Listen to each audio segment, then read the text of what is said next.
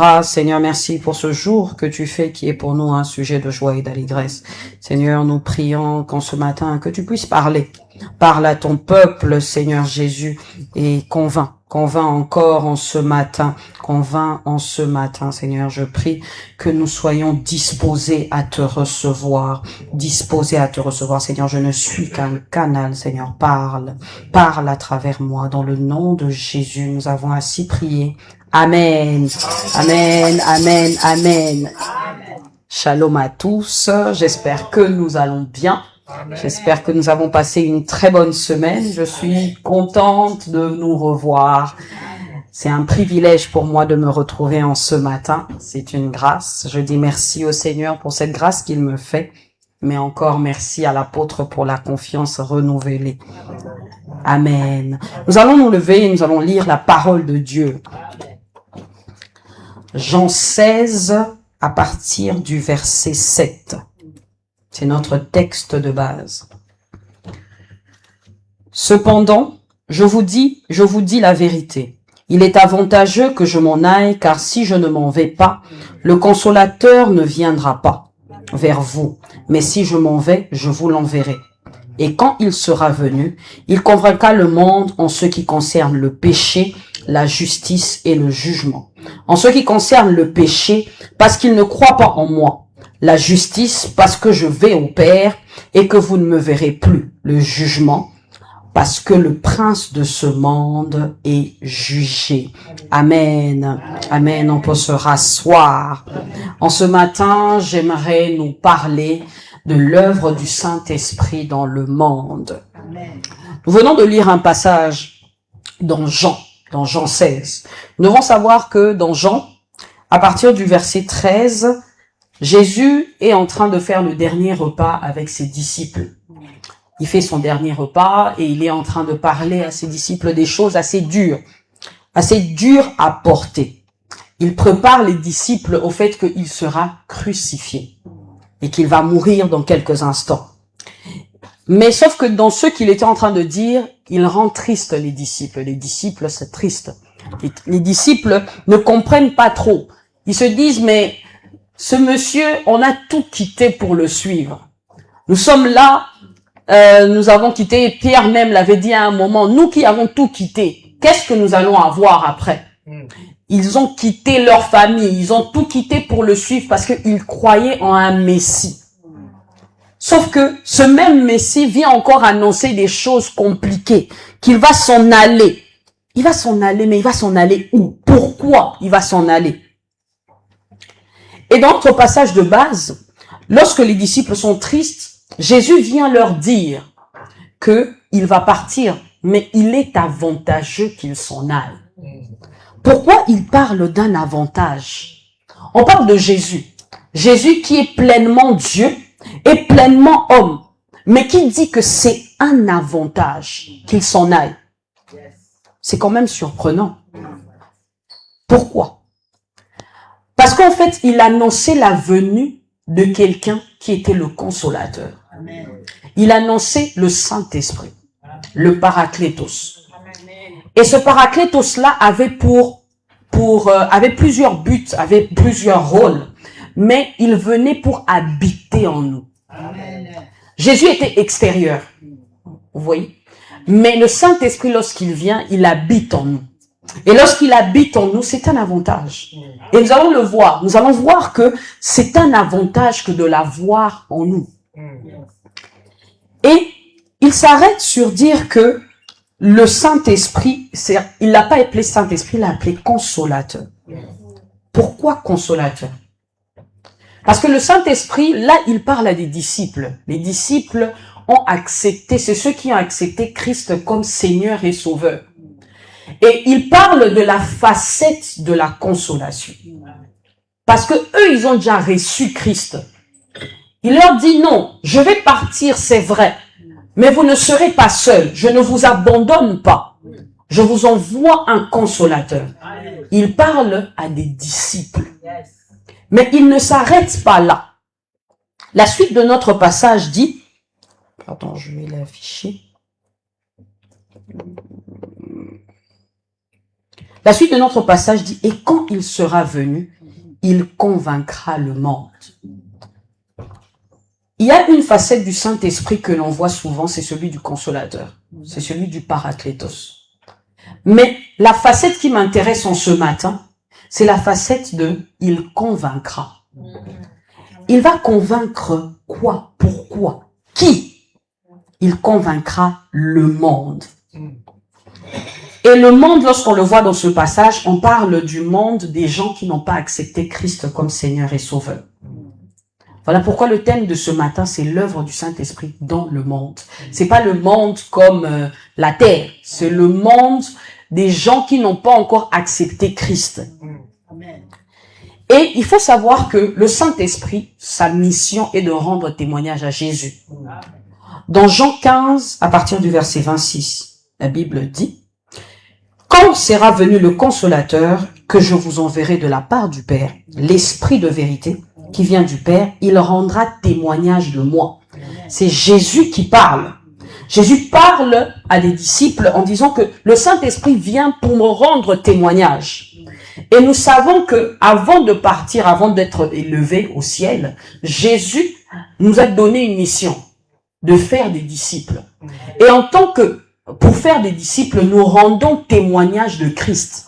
Et les disciples, à l'époque, les apôtres, ils devaient aussi rendre témoignage de Christ. Voilà pourquoi le verset 27 dit, « Et vous aussi, vous rendrez témoignage parce que vous êtes avec moi dès le commencement. » Donc le Saint-Esprit a une autre mission. En plus d'être notre consolateur, le Saint-Esprit vient pour premièrement faire de nous des témoins. Le Saint-Esprit fait de nous des témoins. Et il y a une différence de avant le Saint-Esprit et après le Saint-Esprit. Nous allons lire un passage. Marc 14, 48 à 50. J'aimerais qu'on puisse vraiment prendre cette partie avec beaucoup d'attention. Le verset 48 dit, « Jésus prenant la parole leur dit, « Vous êtes venus comme après un brigand, avec des épées et des bâtons, pour vous emparer de moi. J'étais tous les jours parmi vous, enseignant dans le temple, et vous ne m'avez pas saisi. Mais c'est afin que les Écritures soient accomplies. » Le verset 50, « Alors tous l'abandonnèrent et prirent la fuite. » Dans Marc 14, nous savons, c'est Jésus qui est en train de parler, on veut l'arrêter. Le Saint-Esprit n'est pas encore là. Les disciples, tous l'abandonnaient. Le verset 50, c'est celui qui m'intéresse. Avant le Saint-Esprit, on n'a pas la capacité de pouvoir porter ce que Jésus nous transmet. De pouvoir porter cette mission-là. De pouvoir supporter les choses. Nous sommes des humains. Et en tant qu'humains, nous n'avons pas cette capacité-là. Et Dieu, sachant cela, il vient nous communiquer le Saint-Esprit. Le Saint-Esprit te donne la capacité. Le Saint-Esprit te donne la force. Le Saint-Esprit te donne le courage. Le Saint-Esprit est là pour te fortifier. Le Saint-Esprit, c'est ton consolateur. C'est sur lui que tu t'appuies. En fait, sans le Saint-Esprit, tu ne peux rien faire. Et c'est ça même, il fait de nous des témoins.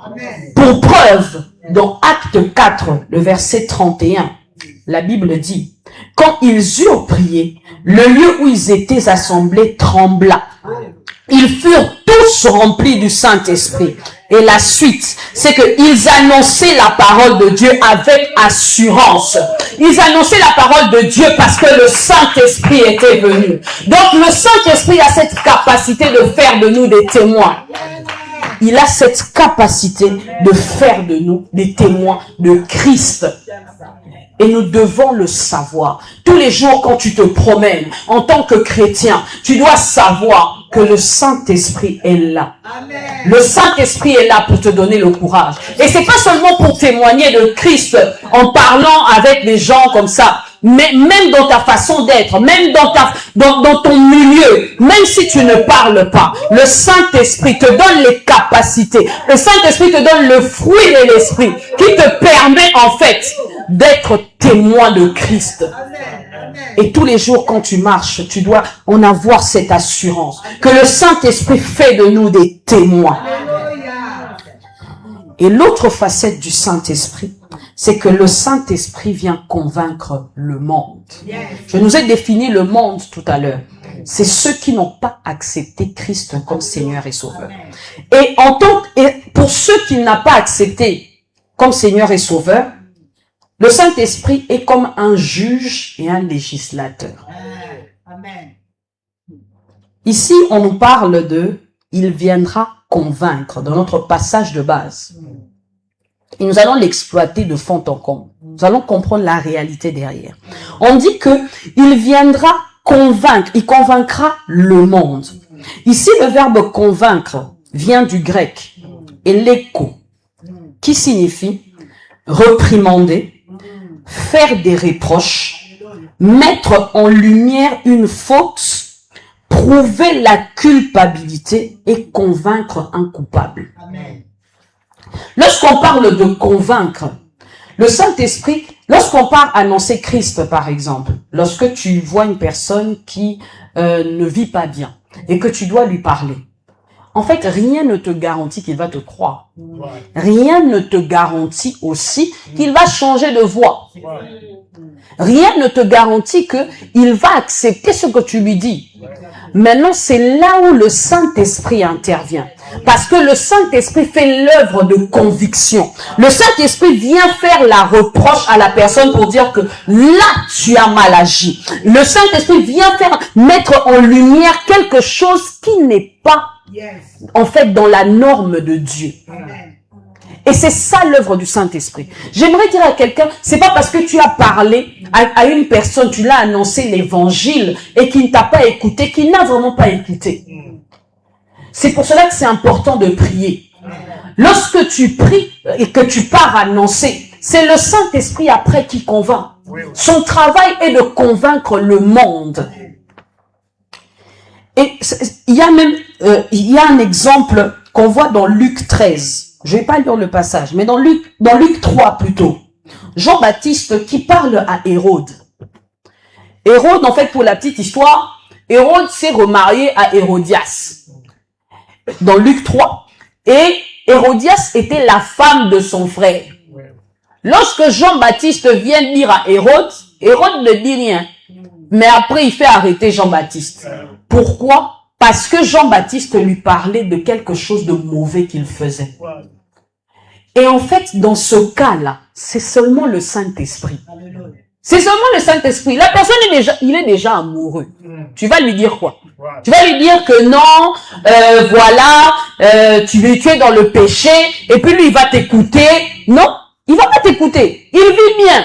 Il a déjà pris la femme d'autrui. Son propre frère ne l'a pas tué. Maintenant, toi, tu veux lui dire quoi?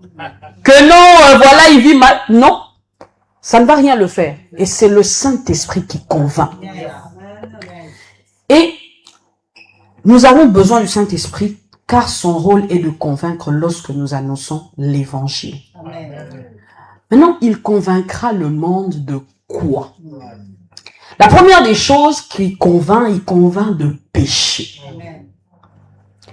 Lorsque le Saint-Esprit convainc de péché, ça veut dire que il vient accuser, il vient prouver par l'évangile pour emmener à la repentance et à la foi. En fait, lorsque le Saint-Esprit convainc de péché, ici péché veut dire, c'est en grec, ça vient de hamartia, qui signifie manquer la cible. Alors, le Saint-Esprit, lorsqu'il vient convaincre de péché le monde, il vient dire que vous avez manqué le but en rejetant Christ dans vos vies.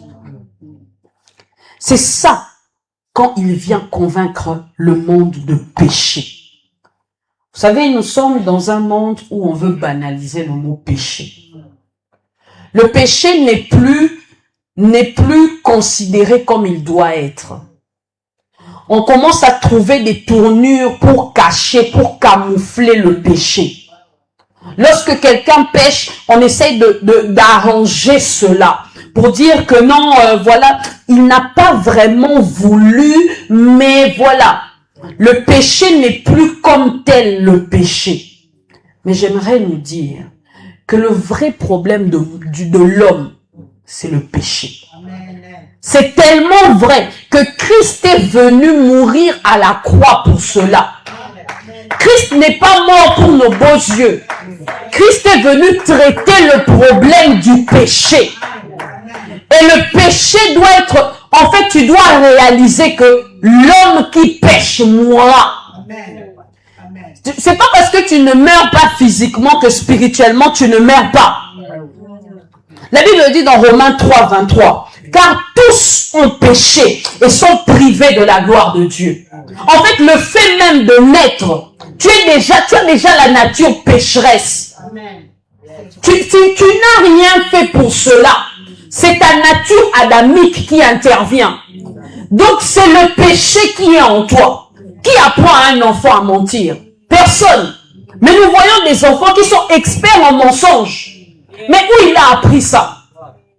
Parce qu'en lui, il a la nature du péché. Le péché ici, c'est manquer Christ. Tu manques le but qui est Christ. Lorsque tu n'acceptes pas Jésus comme Seigneur et Sauveur, tu pêches. Et même quand tu as déjà accepté, tu pêches encore. Tu dois réaliser que le Saint-Esprit doit te convaincre de péché. Et il ne le fait pas seulement quand tu acceptes Christ, mais il le fait continuellement. Le Saint-Esprit convainc de péché. La Bible dit dans Ézéchiel 18, 4, « Voici toutes les âmes sont à moi, les âmes du Fils comme l'âme du Père. L'une et l'autre sont à moi. L'âme qui pêche, c'est celle qui mourra. » En fait, c'est un fait. Que tu l'acceptes, que tu l'acceptes pas, tu te condamnes toi-même lorsque tu pêches. Et le péché existe. Le péché existe. Et tu ne peux pas être convaincu du péché, ou une personne ne peut pas être convaincue du péché si le Saint-Esprit ne fait pas son œuvre. Dans Acte 2, on voit les disciples qui reçoivent le Saint-Esprit. Pierre va prêcher. Il va prêcher aux hommes. Il prêche à plusieurs personnes. Dans le verset 37, la Bible dit, après avoir entendu ce discours, ils eurent le cœur vivement touché. Et ils dirent à Pierre et aux apôtres, hommes frères, que ferons-nous? Ils ont été touchés parce que le Saint-Esprit a fait son œuvre. Pierre disait beaucoup de choses. Pierre disait beaucoup de choses sur Jésus. Il a parlé du péché. Il a parlé du fait qu'on l'avait crucifié, alors qu'il n'était pas coupable. Mais après, ils ont été convaincus. Et ils se sont dit, là, qu'est-ce qu'on doit faire? Pourquoi? Parce qu'ils ont été touchés. Je précise, le péché, ce n'est pas seulement ce que l'on connaît, l'adultère, l'impudicité. Non, j'ai parlé de manquer le but. Qu'est-ce qui aujourd'hui te fait manquer le but de Christ? C'est le péché. Tout ce qui te fait manquer le but qui est Christ, c'est le péché. Le péché, ce n'est pas seulement ne pas voler. C'est pas seulement ne pas mentir. Quoique, mentir, c'est un péché. Falsifier la vérité est un péché. Faire des faux papiers est un péché. Que vous le vouliez ou pas. Que vous l'acceptiez ou pas. C'est le péché. Aujourd'hui, on veut falsifier les choses. On veut détourner la vérité. Tout ce qui nous détourne de la vérité qui est Christ est le péché. Et Jésus le dit clairement. Il dit, il convaincra le monde de péché, de justice et de jugement. Pourquoi de péché? Parce qu'il ne croit pas en moi. Parce qu'il ne croit pas en moi. C'est le verset 9 de Jean 16. En ce qui concerne le péché, parce qu'il ne croit pas en moi. Il ne croit pas en Christ. Voilà pourquoi. Le manque de foi est un péché. Le manque de foi est un péché. Alors regarde à ta vie aujourd'hui. Est-ce que le Saint-Esprit d'abord convainc de péché dans ta vie? Ou bien tu pêches et puis tu t'en fous? C'est un problème. Tu dois revoir ta nouvelle naissance. Et si tu ne l'as pas encore, si tu n'as pas encore eu de nouvelle naissance, tu dois revoir carrément ta vie. Parce que le Saint-Esprit doit faire son œuvre au milieu de toi. Deuxièmement, il convaincra de justice. C'est quoi ici la justice?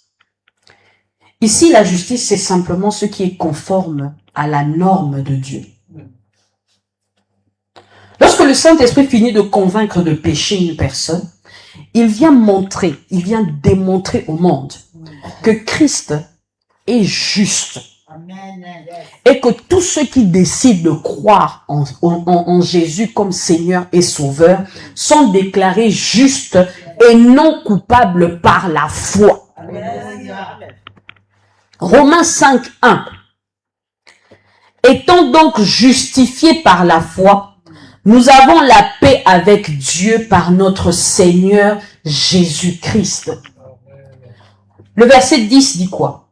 La justice parce que je vais au Père et que vous ne me verrez plus. Pourquoi Jésus parle de ça? En fait, là, il vient de donner la raison pour laquelle nous sommes déclarés justes. C'est parce que Dieu, Christ, lorsqu'il est mort, il est allé vers le Père. La Bible dit qu'il est descendu aux enfers, ensuite il est remonté pour se présenter devant Dieu. Vous savez, notre Dieu, c'est un Dieu saint. Et il n'admet pas le péché. Le fait que Christ soit arrivé devant Dieu et s'est présenté, ça signifie qu'en lui, il n'y avait rien que Dieu pouvait le reprocher. Et c'est à cause de cela qu'il nous a justifiés. Nous sommes justifiés par Christ parce que il n'y avait en lui aucun péché. Et quand il s'est présenté devant Dieu, Dieu a dit, j'agrée ce sacrifice. Ce sacrifice est parfait. Christ est mort et il est ressuscité. Et quand il s'est présenté devant Dieu, Dieu a dit, non, il n'est pas coupable. Il a accepté de mourir, mais il n'a rien fait. Il est saint. Voilà pourquoi Dieu accepte et agrée cela. On voit dans Jean 19 le procès de Jésus. Et plusieurs personnes disent que déjà le procès était déjà mal fait. C'était déjà biaisé. Donc les cartes, on avait déjà déclaré qu'il allait mourir et ils ont truqué les choses. Mais même Pilate, qui était romain, il a dit, Pilate sortit de nouveau, Jean 19, 4, et dit aux Juifs, voici, je vous l'emmène dehors, afin que vous sachiez que je ne trouve en lui aucun crime. Aucun crime. C'est-à-dire que Jésus, il n'y avait rien. Il ne devait pas être crucifié. Mais il a quand même été crucifié. Pour qui? Pour toi et moi. Pour toi et moi. Il s'est fait pécher pour que nous puissions en fait nous présenter devant Dieu. Et c'est pour cela que Jésus dit, c'est parce que je suis allé vers le Père. En fait, ce qu'il disait, les disciples ne comprenaient pas encore. Mais il annonçait ce qui allait se passer. C'est-à-dire que quand je meurs là, je me présente vers Dieu. Et puis je dis, Seigneur, j'ai fait ton œuvre. Voilà. Et ils sont non coupables, ceux qui croient en moi. Et 2 Corinthiens 5, 21 dit, celui qui n'a point connu le péché, il l'a fait devenir péché pour nous, afin que nous devenions en lui justice de Dieu. Il convainc de justice. C'est pour dire au monde que oui, c'est vrai, Christ est juste. Mais quand tu acceptes Jésus comme Seigneur et Sauveur, tu es justifié par la foi. Tu es justifié par la foi. Et tu es déclaré non coupable. Je ne sais pas ce que tu as eu à faire dans le passé. Je ne sais pas ce qui s'est passé dans ta vie. Mais j'aimerais te dire, lorsque tu crois en Jésus, Lorsque tu crois en Jésus, tes péchés sont pardonnés et tu es justifié parce que tu as accepté le sacrifice de Christ dans ta vie. Amen. Peu importe. Et même si tu as accepté, j'aimerais te dire que tu peux encore te repentir. Christ est là. Christ est là. Et en te présentant devant Dieu, quand tu vas te repentir, Christ te déclare non coupable. Il te déclare non coupable. Vous savez, souvent, lorsque on fait un procès, normalement, lorsqu'on te condamne, directement, il y a un jugement. Mais ici, Christ met comme une parenthèse. Et cette parenthèse change tout. Il a parlé du péché. Je vous ai dit que ça convainc de péché. Mais au lieu de condamner directement, il a mis une parenthèse. Il a dit, en fait, oui, tu as péché, mais il y a une parenthèse. La parenthèse est que je suis mort et je suis ressuscité. Alors lorsque tu crois en moi, tu n'es pas coupable. Lorsque tu crois en moi, je te justifie. Je te rends juste. Alors au lieu de te condamner directement, au lieu de condamner les gens, prêchons Christ. Prêchons Christ. Parce qu'il est venu justifier le monde. Troisièmement, il convainc de jugement. Il convainc de jugement. Et il dit le jugement parce que le prince de ce monde est jugé. J'aimerais dire d'abord une vérité que beaucoup ne veulent pas. Hébreux 9, 27. J'aimerais qu'on l'affiche. Hébreux 9, 27. Et comme il est réservé aux hommes de mourir une seule fois, après quoi vient le jugement.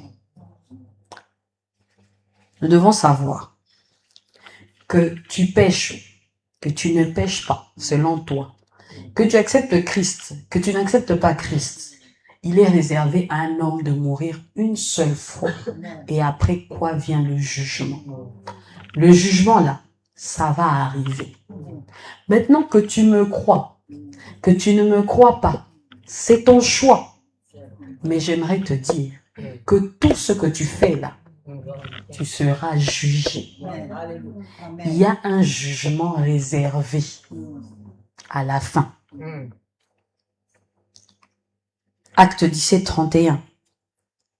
Parce qu'il a fixé un jour où il jugera le monde selon la justice, par l'homme qu'il a désigné, ce dont il a donné à tous une preuve certaine en le ressuscitant des morts. En fait, nous sommes trop dans un monde où les gens veulent vivre comme ils veulent. Les gens ne veulent pas rendre des comptes. Voilà pourquoi on a des problèmes dans l'église. On a des problèmes dans l'église parce que les gens ne veulent pas rendre des comptes. Ils veulent pas. Soit sous prétexte que non, c'est la liberté. La liberté, voilà. On ne doit pas rendre des comptes, on doit vivre comme on veut. Les parents ont des problèmes avec les enfants parce que les enfants veulent grandir, ils veulent être adultes. Et donc, selon eux, l'adulte ne peut pas rendre des comptes. Mais il faut savoir qu'on va rendre des comptes. Même si tu ne rends pas des comptes à tes parents, tu vas rendre des comptes au Seigneur. Même si tu ne rends pas des comptes à ton responsable, tu vas rendre des comptes au Seigneur. Même si tu ne rends pas des comptes à ton pasteur, tu vas rendre des comptes au Seigneur. Il y a un jugement à venir. Maintenant, dans quelle partie tu seras, ça dépend de ce que tu vas faire de ta vie ici sur terre. Si maintenant tu décides de pécher, libre à toi. Moi, je suis devenu adepte d'Apocalypse 22. Que celui qui pêche, pêche pleinement. Continue dans ton péché. Celui aussi qui veut se repentir, répands-toi et vis Christ pleinement. Soit tu fais les choses pleinement dans le péché, soit tu fais les choses pleinement en Christ. Mais tu ne peux pas être un pied dedans, un pied dehors. De toutes les façons, tu seras vomi. Et donc, ce jugement-là, ça va arriver. Ça va arriver. Et si ce jugement n'est pas encore arrivé, c'est parce que Dieu use envers nous des patiences. Le problème, c'est que on prend la patience de Dieu pour de la faiblesse. On se dit que ça n'arrivera pas. Qu'on est en train de raconter des histoires, de la mythologie. Surtout les philosophes. Ah, non, mais c'est de la mythologie. À l'époque, il y avait des dieux, il y avait, ouais, ok, il n'y a pas de problème. J'ai aimé une fois, je regardais une vidéo. Quelqu'un disait que on te parle de Christ, tu ne veux pas accepter. On te parle du jugement, tu ne veux pas accepter. J'aimerais dire que même par bon sens, le bon sens, tu te dis, vaut mieux que je sois du bon côté. Comme ça, si Jésus n'existait pas réellement et que son jugement n'est pas là, au moins, j'aurais bien vécu. Amen. Au moins, j'aurais bien vécu. J'aime beaucoup Galates 5. Parce que lorsqu'on parle des fruits de l'esprit, on dit que la loi n'est pas contre ces choses. Ça signifie que même les gens de ce monde cherchent la fidélité. Les gens de ce monde cherchent la loyauté. Les gens de ce monde cherchent la bonté. Je dis même par bon sens, même si tu ne veux pas croire, mais le bon sens. Et puis on te dit, on ne te contraint pas. Il y a des religions où on te contraint à faire des choses. Tu dois faire des prières, matin, midi, soir, avec une certaine position. Tu dois laver les mains, tu dois laver les pieds, tu dois... Alors que toi, on te demande simplement de croire en Christ et de marcher en nouveauté de vie. Ça, là, c'est trop difficile pour toi. Tu dis même le bon sens. Le bon sens ferait que tu te diras non. Là, c'est une voie qu'on me propose, une voie qui est simple. Je vais la suivre. On va aller jusqu'au bout. On verra. Rien que le bon sens. Maintenant, imagine-toi que c'est que tout ce que nous te racontons là, ça soit vrai. Maintenant, arrivé le jour du jugement, tu vas dire quoi? Tu vas dire quoi? On vous a envoyé les pasteurs. On vous a envoyé les apôtres. Maintenant là, on est sur les réseaux sociaux. Tu te réveilles un matin, tu vas voir des vidéos de Christ. Après demain, on vous montre même clairement que le diable existe. Ce n'est plus devenu, c'est plus caché. Mais malgré ça, tu ne veux pas croire. Malgré ça, tu veux continuer à vivre dans le péché. D'accord. Vis dans le péché. Celui qui pêche n'a qu'à continuer à pêcher. Je t'encourage. Vas-y. On se verra le jour du jugement. Oh non, on se verra pas. Parce que pendant le jugement là, moi je serai de l'autre côté en train d'adorer. Maintenant toi, je suis conscient de mon salut. Maintenant, est-ce que tu es conscient de ton salut? Est-ce que tu es sûr que si Jésus revient aujourd'hui, tu vas partir? Le jugement là, ça arrive. Ça arrive. Ce genre de message, hein, ce n'est plus prêché. Lorsque j'ai reçu ce passage, j'ai dit au Seigneur, non, hein? Annonçons, hein, le Saint-Esprit Pentecôte descend et tout ça. Tu viens me parler de péché. Mais on va me lapider sur les réseaux sociaux. Mais le jugement arrive. Et tu seras jugé par rapport à tout ce que tu feras sur terre ici. Pourquoi tu seras jugé? Jésus répond à la question. En fait, c'est un petit passage. Mais Jésus dit tellement de choses. Il dit parce que le prince de ce monde est déjà jugé. En fait, celui pour qui tu es en train de travailler. Parce que quand tu pêches, tu travailles pour le diable. Celui pour qui tu travailles est déjà condamné. Il a déjà été jugé. Son travail là, c'est de ramener beaucoup de gens avec lui. Maintenant, quand tu le suis, tu continues. Continue. Lui, il a déjà tout perdu. Il n'a plus rien à perdre. En fait, le diable n'a plus rien à perdre. Il a déjà été jugé. Maintenant, le reste, c'est toi et moi. Est-ce que ce jour-là, le jour du jugement, tu seras du bon côté ou du mauvais côté? Le Saint-Esprit convainc de péché, de justice et de jugement. Le péché, je nous ai défini, c'est manquer le but qui est Christ. La justice, je nous ai dit que c'est une parenthèse. Cette parenthèse vient comme pour nous donner de l'espoir, pour nous dire que oui, c'est vrai, on peut avoir péché, Mais Christ est mort pour nous. Mais aussi, lorsqu'on t'accuse, sache qu'il y a condamnation. Il y aura un jugement. Alors tu as le choix entre choisir cette parenthèse qui est la justice de Dieu ou continuer à pécher et arriver jusqu'au jugement. Mais dans tous les cas, cette mission, c'est fait par le Saint-Esprit. C'est le Saint-Esprit qui vient te convaincre, qui vient convaincre le monde de péché, de justice et de jugement. Et j'aimerais dire que, excusez-moi, lorsqu'on annonce Christ, souvent on peut être découragé. On peut se dire que les gens ne nous écoutent pas. Pourquoi annoncer alors que personne n'accepte Christ? J'aimerais te dire que c'est le Saint-Esprit qui fait l'œuvre de conviction. Alors lorsque tu annonces Christ, prie. Prie pour que la personne soit convaincue. Et nous le voyons dans Acte 2. Acte 2, le verset 37 à 39. D'abord, dans Acte 2, le Saint-Esprit descend. Pierre parle. Il est très courageux, il part, il sort, il commence à parler, il prêche Jésus. Et beaucoup de gens ont été touchés. Sauf que le Saint-Esprit, je suis contre les gens qui pensent que si le Saint-Esprit agit au milieu de nous, il faut toujours beaucoup de bruit. Ça, c'est culturel. C'est-à-dire que les Africains, on aime le bruit. Je parle des Africains parce que je suis africaine. On aime le bruit. Et donc, pour nous, le Saint-Esprit, lorsqu'il vient, parce que dans Acte 2, quand il était venu, on dit que il luttait un bruit et tout ça. Donc, tout le temps, quand le Saint-Esprit est là et agit, il doit avoir un bruit. Le Saint-Esprit peut agir dans le calme.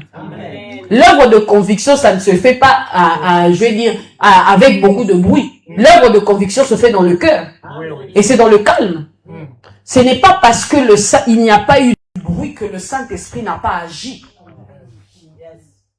Et le Saint-Esprit, lorsqu'il vient convaincre le monde, c'est ce qui se passe ce jour-là. Pierre, les gens sont convaincus.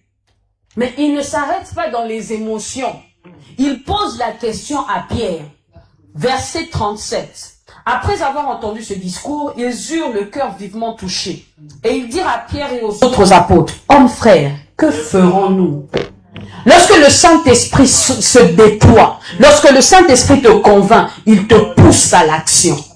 Tu ne peux pas avoir reçu le Saint-Esprit, être convaincu de péché, de justice, de jugement, et tu ne fais rien. Tu ne fais rien. C'est que ce n'est pas le Saint-Esprit qui travaille en toi. Et la suite du passage, Pierre leur dit, repentez-vous. Et que chacun de vous soit baptisé au nom de Jésus-Christ pour le pardon de vos péchés. Et vous recevrez le don du Saint-Esprit. Car la promesse est pour vous, pour vos enfants, et pour tous ceux qui sont au loin, en aussi grand nombre que le Seigneur notre Dieu les appellera. Les grands nombres là, c'était nous. C'était nous. Mais lorsque le Saint-Esprit te convainc, il te pousse à la repentance. Et il te pousse au baptême. Regardez, lorsque tu acceptes Christ comme Seigneur et Sauveur, et que tu ne te fais pas baptiser, je vais dire que ton parcours de la conversion est incomplète. Marc 16, 16. Est-ce que tu peux m'afficher ça? Je n'avais pas prévu ça, mais je crois que les gens ont besoin de le voir. Marc 16, 16. La Bible dit, celui qui croira et qui sera baptisé sera sauvé. Tu es sauvé parce que tu crois. Mais après avoir cru, tu dois agir. Tu dois agir et tu dois te faire baptiser. Alors, celui qui croira, qui se fera baptiser, tu te répands, tu te fais baptiser. Ensuite, tu reçois pleinement le don du Saint-Esprit. C'est un don. Si tu t'es déjà repenti, tu as accepté Christ, tu t'es fait baptiser, tu as le droit d'exiger du Saint-Esprit de se déployer dans ta vie. Je nous ai parlé, oui, de l'œuvre du Saint-Esprit qui convainc le monde. Mais le Saint-Esprit, pour nous les chrétiens, il vient pour nous soutenir. C'est le consolateur. Et donc, nous avons tous besoin du Saint-Esprit.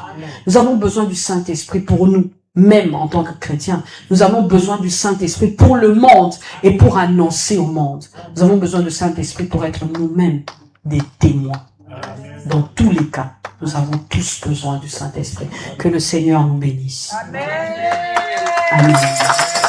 Amen. Amen. Amen. En ce matin, j'ai dit beaucoup de choses. Et j'ai parlé de beaucoup de choses. Mais j'aimerais que tu retiennes simplement qu'il s'agit du Saint-Esprit. Il s'agit simplement du Saint-Esprit. Et le Saint-Esprit est là pour toi. Jésus a dit qu'il est avantageux que je m'en aille. C'est-à-dire que, donc lui-même, il savait qu'on a besoin du Saint-Esprit. Alors tu vas prier pour ta propre vie. Je ne sais pas où tu en es. Je ne sais pas si tu es encore dans le monde. Si tu es encore dans le monde, je prie que le Saint-Esprit te convainc de péché, de justice et de jugement. Et si tu es en Christ, je prie que le don du Saint-Esprit te soit communiqué simplement. Mais tout ça dépend de ta soif. Tout cela dépend de ta soif. Alors nous allons nous lever, nous allons prier. J'aimerais que Grady puisse me jouer Esprit de Dieu. Et nous allons prier. Le Saint-Esprit, ça se manifeste lorsqu'on le cherche, lorsqu'on soupire après. Nous sommes dans la saison de la Pentecôte. La Bible dit dans Acte 2 qu'ils étaient tous au même lieu. Et ils furent tous remplis du Saint-Esprit. J'aime parce que dans Acte 2, le même verset, vers plus bas, on dit que car la promesse est pour vous, pour vos enfants, et pour tous ceux qui sont au loin. Nous étions au loin, mais nous avons le don du Saint-Esprit. C'est un don. C'est un don. Et un don, tu y aspires. On aspire à un don. Et tout dépend de toi. Tout dépend de ta foi. Tout dépend de ce que tu es. Tout dépend de ta foi et de ce que tu es. Tout dépend de ta soif en ce matin. Tout dépend de ta soif en ce matin. Tu peux recevoir le Saint-Esprit comme un don. Le Saint-Esprit est un don. Le Saint-Esprit est un don. Il n'est pas moins que Dieu. J'aimerais dire que le Saint-Esprit est Dieu. Alors tu t'imagines recevoir ce don en toi. Et tu peux le recevoir. Tu peux le recevoir. Tout dépend de ta soif. Tout dépend de ta soif. Tu peux recevoir le Saint-Esprit. Tu peux recevoir le Saint-Esprit. Et s'il y a un blocage, tu peux te repentir en ce matin. Tu peux te repentir et croire à Jésus. Croire à Jésus. Et tu recevras le don du Saint-Esprit. Le Saint-Esprit est un don. Le Saint-Esprit est notre avantage. Le Saint-Esprit est notre avantage. Saint-Esprit de Dieu, Saint-Esprit de Dieu, en ce matin, nous venons devant toi. Nous nous présentons devant toi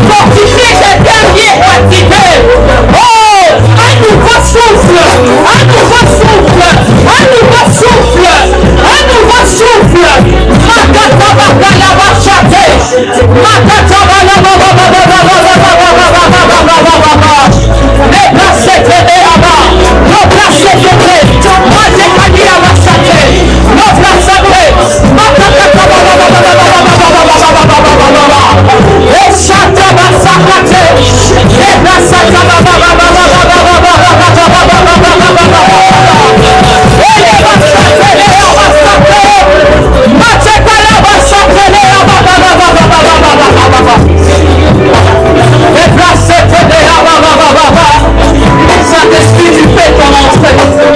Saint-Esprit, tu fais ton entrée. Saint-Esprit, tu fais ton entrée. Saint-Esprit, tu fais ton entrée. Saint-Esprit, tu fais ton entrée. Saint-Esprit, tu fais ton entrée. Saint-Esprit, en ce matin, tu fais ton entrée. Saint-Esprit, en ce matin, nous honorons ta présence. Nous honorons ta présence. Tu fais ton entrée en ce matin. Tu fais ton entrée en ce matin. Tu fais ton entrée dans nos vies. Tu fais ton entrée dans cette assemblée. Tu fais ton entrée.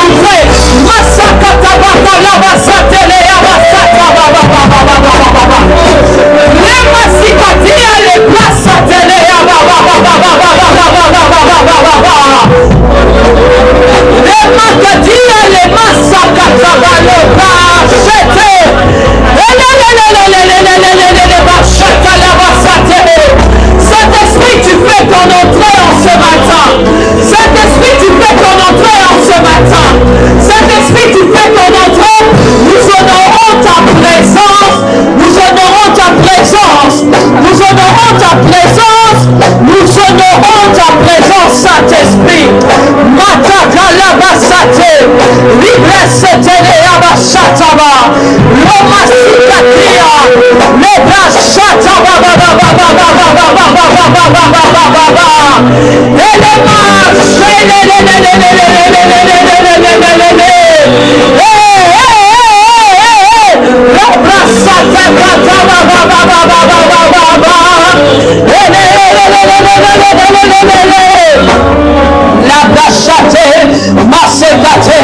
Saint-Esprit, tu fais ton entrée, tu fais ton entrée, tu fais ton entrée, tu fais ton entrée. Le roi fait son entrée, le roi fait son entrée. Massakatia les bras c'était, les bras chata,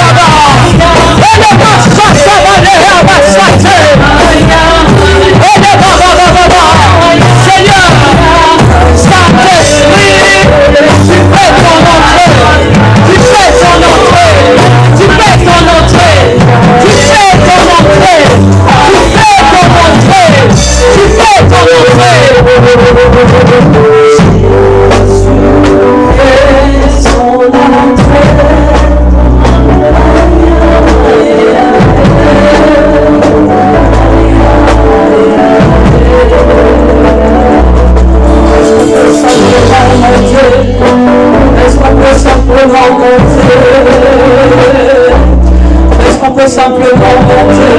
Est-ce qu'on peut faire monter des louanges et des acclamations? Est-ce qu'on peut faire monter notre adoration ce matin? Est-ce qu'on peut faire monter des excellentes actions de grâce? Des excellentes actions de grâce? Des excellentes actions de grâce? Des excellentes actions de grâce? Des excellentes actions de grâce?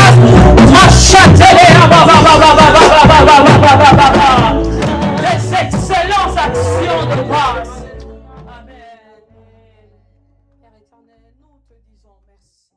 Merci pour ton amour, merci pour ta fidélité. Merci pour ta parole encore en ce matin.